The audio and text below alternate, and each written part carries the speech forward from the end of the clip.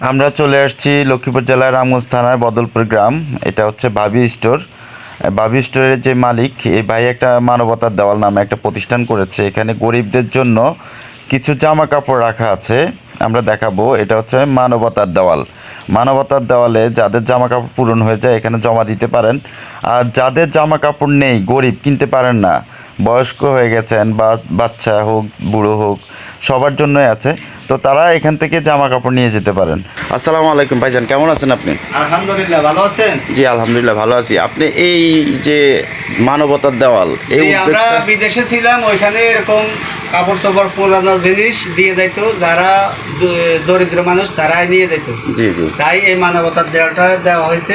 আমরা 4-5 জনে মিলে এই মানবতার দেওয়ালটা দিছি। এখানে যার প্রয়োজন সে নিয়ে যাবে, জি। আর যার অপ্রয়োজন জিনিস আছে সে এখানে আসি ইনশাল্লাহ দিয়ে যাবে, দরকার হলে নিয়ে যেতে পারবে, কোনো সমস্যা নেই। মাশাআল্লাহ, এটা একটা ভালো উদ্যোগ।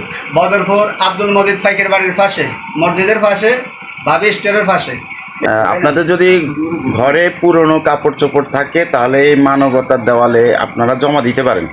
আর যারা গরিব তাদের যদি প্রয়োজন হয় এখান থেকে অনেক জামা কাপড় আছে, আপনারা অবশ্যই নিয়ে যাবেন। তো ভাই আপনাকে অসংখ্য ধন্যবাদ আপনি ভালো উদ্যোগ নেওয়ার জন্য।